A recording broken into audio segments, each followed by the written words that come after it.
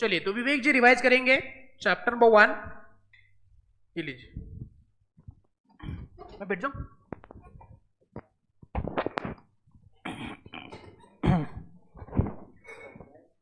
पढ़ना नहीं है बेटा, रिवाइज करना है।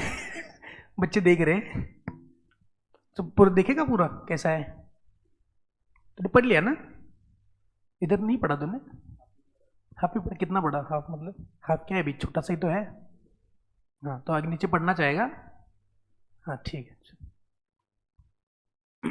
Definition of audit. Audit is an independent examination of financial information of any entity, whether it profit oriented or not, irrespective of its size or legal form, with a view to express an opinion thereon. Limitations of audit. Nature of financial reporting. It involves management judgments which are subjective in nature and uncertain. Very good. Judgments could go correct or wrong. Nature of audit procedure. Audit is done on sample basis. It involves practical limitation and legal limitation. Very good. Practical limitations. The audit forms of opinion on test basis, and legal limitations are complete information not provided. Management complete information not provided. Good. Third, not a investigation. Audit is not an official investigation.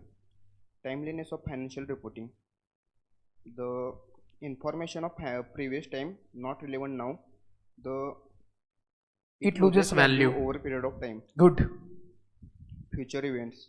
Auditor cannot predict future events which affect adversely to the Very good. तो सारे एक बार limitations revise करिए, बस heading उसके।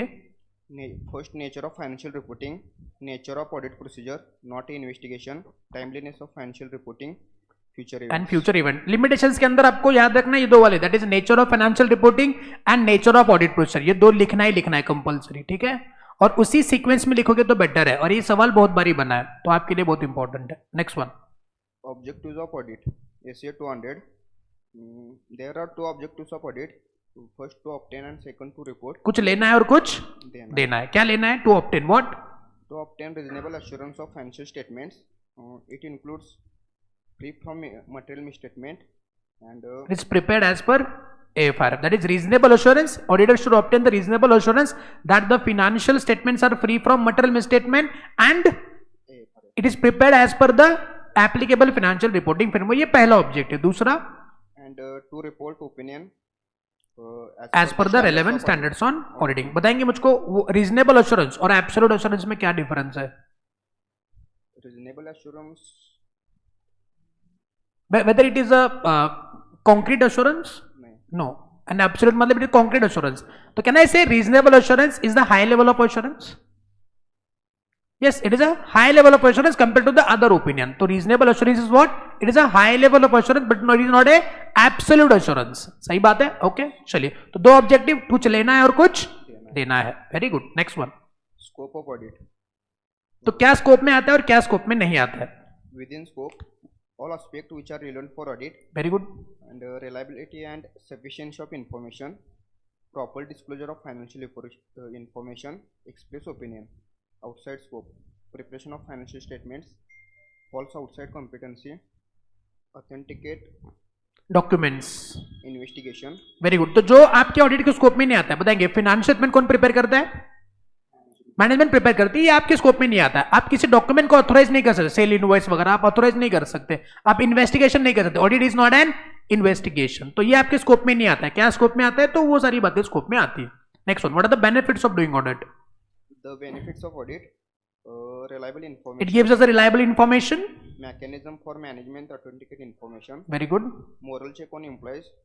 Fraud वगैरह नहीं करेंगे वो लोग। So it helps in tax liability computation. Very good. और it helps in credit decisions. Very good. तो बैंक्स वगैरह जब आपकी क्रेडिबिलिटी चेक करेगी, कितना लोन देना है, कितना लोन नहीं देना है, उसके लिए वो ऑडिटेड फाइनेंशियल स्टेटमेंट्स मांगती है। और it helps to detect fraud or error. बताएंगे क्या ऑडिटर फ्रॉड डिटेक्ट करने के लिए उसकी रिस्पॉन्सिबिलिटी है? क्या एरर डिटेक्ट करने की रिस्पॉन्सिबिलिटी है? नहीं। Auditor is not there to detect the fraud और errors, he just only checks, examine. Very good. Relationship of auditing with other disciplines, inter, foundation, other. Very good. Inter के 4 subject है, foundation के 2 subject है और other 2। Inter के 4 subject कौन से? Accounting, law, FM and production. Production यानी कि कॉस्टिंग की बात कर रहे हैं। और 2 किसके? फाउंडेशन के। कौन कौन से? Maths, stats and economics and other 2, that is a behavioural science and data processing. मतलब डेटा प्रोसेसिंग एक्चुअली इंटर का था पहले, लेकिन अभी नहीं है, तुमने नहीं लिया। ज्यादा रिलेशनशिप इसके अंदर इंपॉर्टेंट कौन कौन सा है? तो अकाउंटिंग और ऑडिटिंग का रिलेशन आपको एग्जाम में पूछा जा सकता है, अकाउंटिंग और प्रोडक्शन का रिलेशन पूछा जा सकता है, अकाउंटिंग और बिहेवियरल साइंस इस पे सवाल पूछे हुए जो कि अनयूजुअल है, जो पूछे नहीं जाते। तो ये 3 आप इंपॉर्टेंट मार्क कर लीजिएगा। Okay, clear? तो यहां पे खत्म हो आपका chapter number 1। Very good, thank you so much, thank you.